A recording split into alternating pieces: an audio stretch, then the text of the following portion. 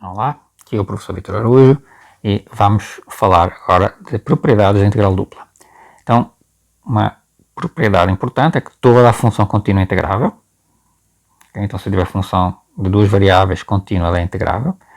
Se uma região R for dividida em dois pedacinhos por um segmento de reta paralelo aos eixos, então para toda a função integrável eu tenho que a integral se divide na soma das integrais. Okay? Isto é muito parecido com o que nós temos em dimensão 1. Se duas funções são integráveis e uma é menor ou igual que a outra, então o respectivo integral é menor ou igual que o integral da outra. Okay? Se uma função for constante, então o integral dessa função é constante vezes a área da região onde nós estamos integrando. Okay? E também tem aquelas propriedades de que se a integral da soma é a soma dos integrais, né? E a linearidade. Portanto, se eu tiver duas funções integráveis, o integral numa certa região da soma delas é a soma dos integrais. E se uma função for integrável numa região e eu tiver uma certa constante, o integral da constante vezes a função é a constante vezes o integral da função, como nós estamos habituados a fazer para integrais de uma variável. Então, estas propriedades ajudam no cálculo de integrais duplas, permitindo reduzir muitas integrais a integrais sobre regiões ou funções mais simples. Então, nós podemos quebrar em integrais de funções em regiões ou funções mais simples. Okay? E se as regiões não forem retângulos, eu apresentei exemplos usando integração em retângulos, e se elas não forem retângulos, como é que nós fazemos? Enquanto a região D, onde nós precisamos calcular a integral, não é um retângulo, okay? Precisamos escolher com cuidado os limites de integração ou usar os integrais iterados equivalentes. Então a motivação é achar um retângulo R grandão que contém a região D.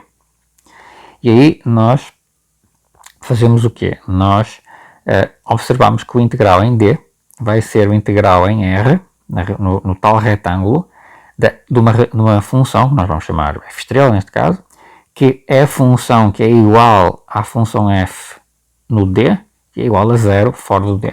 Então eu arranjo um retângulo maior à região D, que contém a região D, e integro a função no retângulo, modificando um pouquinho, dizendo que olha, esta função ela é igual à função antiga em D e é 0 fora do D, mas no meu retângulo. Okay?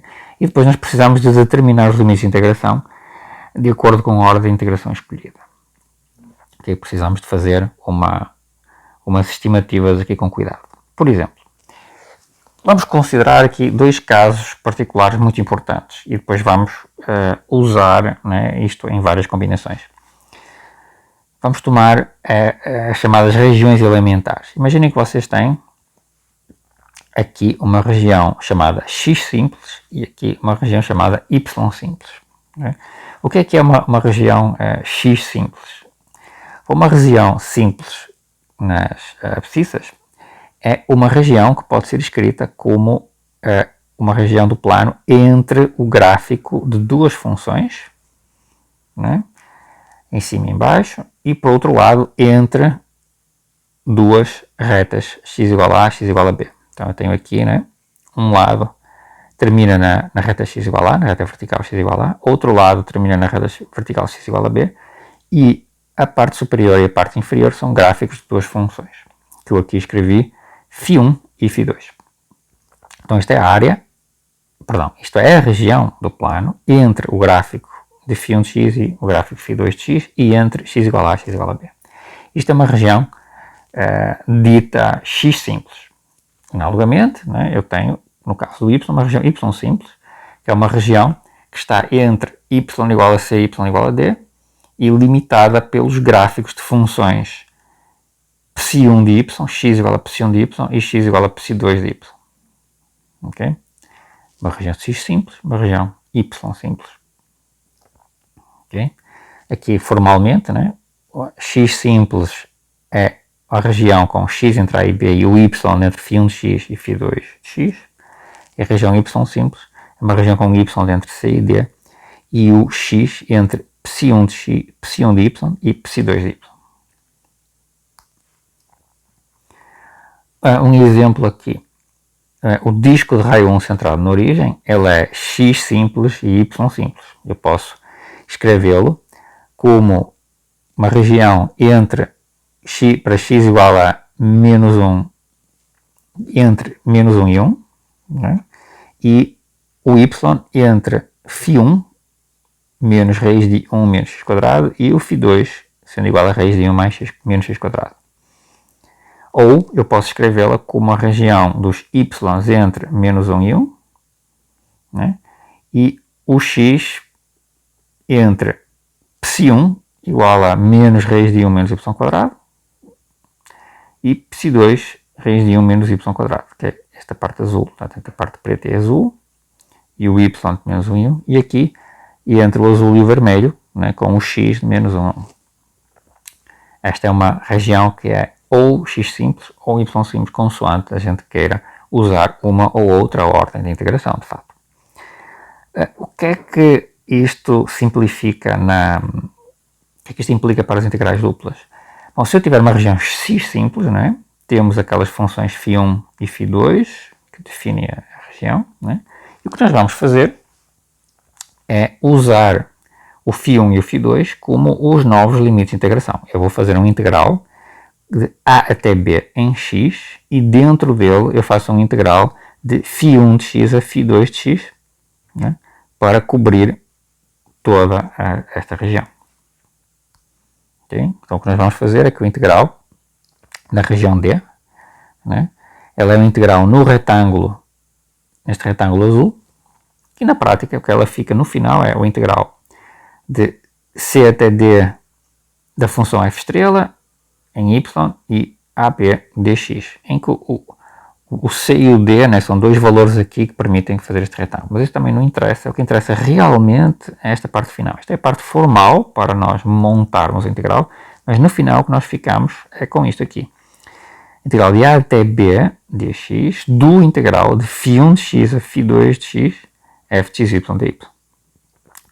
Vocês podem interpretar isto como uma reta vertical que vai varrendo a região. Este x vai variar de a até b e para cada posição da reta vertical eu vou integrar de φ1 de x a φ2 de x. Eu integro, para cada x eu integro aqui. É o que eu estou fazendo neste integral interno. E depois eu junto os integrais. Eu completo o integral interno com o integral externo de a até b para varrer toda a região que eu quero integrar. Okay? Então, deste jeito, eu transformo o integral duplo da região D, que está aqui, com bordo em preto, portanto, esta região aqui, e transformo em integrais iterados com limites constantes em x, né, de a até b, e os limites que são funções de x para o integral em y. Okay? Para um caso x simples. Para o caso y simples é a mesma ideia, no caso y simples é exatamente a mesma coisa. Okay? Temos agora as funções psi1 e psi2 de y aqui, e o que vai aparecer no integral é a mesma coisa, trocando o x pelo y. Eu vou ter um certo integral de c até d em y, são estes limites superiores e inferiores aqui, e para cada y eu vou olhar a reta horizontal que tem a altura y, e olho os limites de integração aqui, né, que vai ser um certo φ1 de y e um certo φ2 de y, que eu vou colocar como os limites de integração do integral interno em x. Certo? Vamos daqui a pouco, já, ver exemplos disso.